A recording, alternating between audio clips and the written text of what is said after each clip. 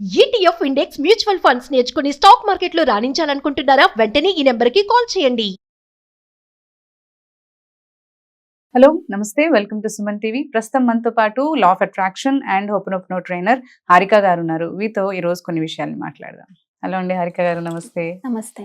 So law of attraction అంటున్నారు, universe అంటున్నారు, manifestation అంటున్నారు, అఫర్మేషన్స్ అంటున్నారు. చాలా మందికి కన్ఫ్యూజన్ ఉంటుంది. అసలు లా ఆఫ్ అట్రాక్షన్ అంటే ఏంటి? అసలు లా ఆఫ్ అట్రాక్షన్లో ఊరికే యూనివర్స్ అంటూ ఉంటారు.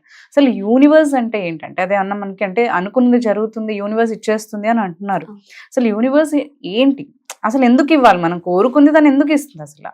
సో ఒక లైక్ అదేమన్నా మనకి మ్యాజిక్ కాదు, మంత్రం కాదు. సో అది యూనివర్స్ అంటే ఏంటి అని అంటే మీరేం చెప్తారు? సో ఫస్ట్ ఏంటంటే యూనివర్స్ అంటే ఏంటి అనేది చాలా మందికి వచ్చే డౌట్ అన్నమాట. సో ఫస్ట్ ఈ డౌట్ ఎక్కడి నుంచి స్టార్ట్ అవుతుందంటే మన చిన్నప్పటి నుంచి మనం ఆకాశంలో చూసినప్పుడు చిన్న చిన్న నక్షత్రాలు, మూన్స్ మనకు చాలా హ్యాపీ అనిపిస్తుంది. మన అమ్మ కూడా అదిగదో చందమామ అని చెప్పి తినిపిస్తూ ఉంటాయి. మనందరికీ అబ్బా ఇంత బాగుంది ఆకాశం, అసలు ఎలా అవన్నీ అక్కడ ఉన్నాయి, ఏంటి అసలు లోపల ఏముంది అని మనందరికి క్యూరియాసిటీ చిన్నప్పటి నుంచి ఉంటుంది ప్రతి ఒక్కరికి కూడా. సో మనం ఎదిగే కొద్దీ మనకు వచ్చే ఆపర్చునిటీస్, మనం చదువు కానీ, సో మనకుండే బాధ్యతలు కానీ ఇవన్నీ వల్ల కూడా మనం దాన్ని పక్కన పెట్టేస్తాం.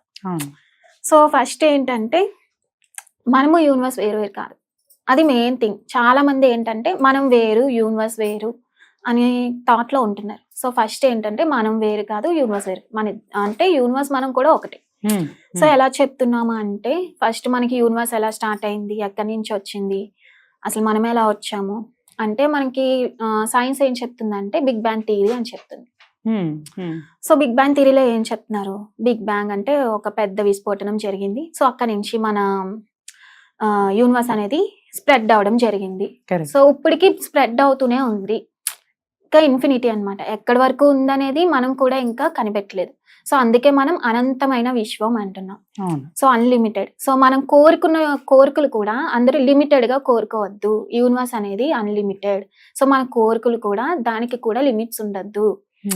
మనం ఎంతైనా కోరుకోవచ్చు, దానికి హద్దులు పెట్టద్దు అని చెప్తారు. సో ఈవెన్ మనీ కావచ్చు, ఏదైనా. సో మనం ఏదైనా మనీ విషయంలో వచ్చినప్పుడు ఇంతే కావాలి, నాకు 1 లక్ష కావాలి నాకు, లేదా ఇంతే ఒక అమౌంట్ ఫిక్స్ అయిపోతాం. సో అక్కడ లిమిట్స్ ఏవి పెట్టుకోవాల్సిన అవసరం లేదు. సో అన్లిమిటెడ్ గా యూనివర్స్ ని అడగచ్చు, అది ఎంతైనా మనకి ఇస్తుంది. So I want money, unlimited money, I expected unexpected money అని కూడా అనొచ్చు. సో ఏంటంటే ఎప్పుడైతే బిగ్ బ్యాంగ్ పెద్ద విస్ఫోటనం జరిగిందో, హీలియం, హైడ్రోజన్ ఆటమ్స్ కలిపి చిన్న చిన్న స్టార్స్ కింద అవ్వడం, సో జనరేట్ అవడం. అంటే ఏదైనా ఒక విస్ఫోటనం, ఒక బాంబ్ పేలిందంటే ఎనర్జీ అనేది రిలీజ్ అయితేనే కదా. కరెక్ట్. సో ఒక బాంబ్ పేలడం కానీ ఫర్ ఎగ్జాంపుల్ గా చెప్తున్నాను. సో బ్లాస్ట్ అయింది కాబట్టి సో అక్కడే ఎనర్జీ అనేది ఉంది. సో ఏమవుతుంది, ఇలా చిన్న చిన్న స్టార్స్ ఫామ్ అయ్యి మళ్ళీ అవి డిస్ట్రాయిడ్ అయ్యి దాన్ని ఒక పవర్ ఆపరేట్ చేయడం, మళ్ళీ అవన్నీ డిస్ట్రాయ్ అయిపోవడం, మళ్ళీ అవన్నీ కంబైండ్ అవ్వడం, మళ్ళీ ఇంకొక స్టార్ ఫామ్ అవ్వడం, అలా జరుగుతూ వచ్చింది. సో అప్పుడు మనకి ఒక పెద్ద స్టార్ ఫామ్ అయింది. సో అదే మనం సన్ అంటున్నాం. సో సన్ లో ఉండే గ్రావిటేషన్ వల్ల చుట్టూ ఉన్న చిన్న చిన్న స్టార్స్ అన్ని దాని చుట్టూ తిరగడం స్టార్ట్ అయ్యాయి. సో అవన్నీ మళ్ళీ ఢీకొని ఒక గ్లోబ్ లాగా, సో అలా ప్లానెట్స్ అనేవి మనకు రావడం ఇదంతా అందరికీ తెలిసిన విషయమే. ఇదంతా మన యూనివర్స్ నుంచే వచ్చాం మనం కూడా. సో ఈ బిగ్ బ్యాంగ్ థియరీలో ఇవేంటి అంటే చెప్తున్నారంటే మన ఎర్త్ లోంచి మనం ఎలా అయితే వచ్చామో సో ఇదంతా యూనివర్స్ లోనే ఉంటుంది. సో ఏంటంటే అందరూ ఏం చెప్తారంటే మనకి నార్మల్ గా పిండే బ్రహ్మాండే అంటారు. సో మళ్ళీ ఏముందో యూనివర్స్ లో అదే ఉంది అంటారు. సో పెద్దలు మనకి అలా అనడం జరుగుతుంది. సో ఎందుకు అలా అంటారంటే ఫర్ ఎగ్జాంపుల్ ఇప్పుడు నేను చెప్పాను కదా, సో ఒక ఎనర్జీ జనరేట్ అయింది, దాన్ని ఆపరేట్ చేస్తుంది, అండ్ అలాగే డిస్ట్రాయ్ అవుతుంది, మళ్ళీ జనరేట్ అవుతుంది. సో ఈ 3 పాయింట్లు మనం తీసుకున్నప్పుడు ఎనర్జీ అనే విషయం దగ్గర ఈక్వల్ అయిపోతున్నాయి.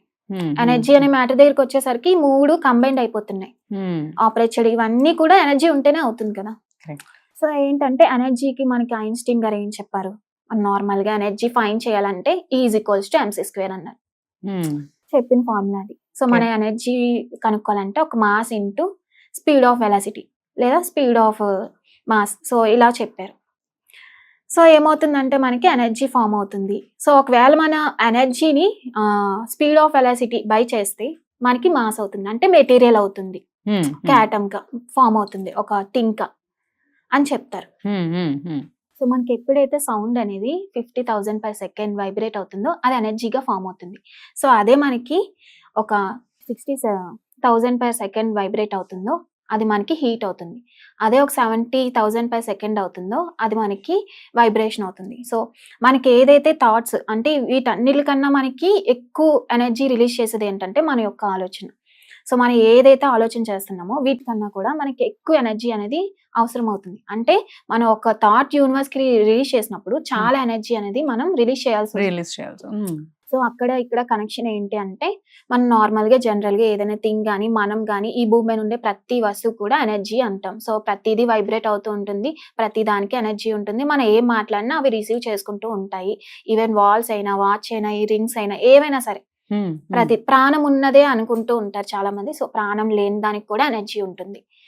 సో ఏంటంటే ఇక్కడ మనలో ఏంటంటే ఆటమ్స్, న్యూరాన్, ప్రోటాన్, ఎలక్ట్రాన్స్ అనేవి ఉంటాయి. సో అవి వాటి పరిధి నుంచి బయటికి రాకుండా మ్యాగ్నెటిక్ ఎనర్జీ అనేది ఉంటుంది అని అందరికీ తెలుసు. సో మనలో ఏదైతే ఉందో సో యూనివర్స్ లో చూస్తే సేమ్ అది కూడా ఆటమ్స్. సో వాటి పరిధిని అవి దాటకుండా ఒక ఎనర్జీ ఫీల్డ్ లో తిరుగుతూ ఉంటాయి. సో ఇక్కడ మనం అబ్జర్వ్ చేస్తే మనలో ఏది ఉందో యూనివర్స్ లో కూడా అదే ఉంది.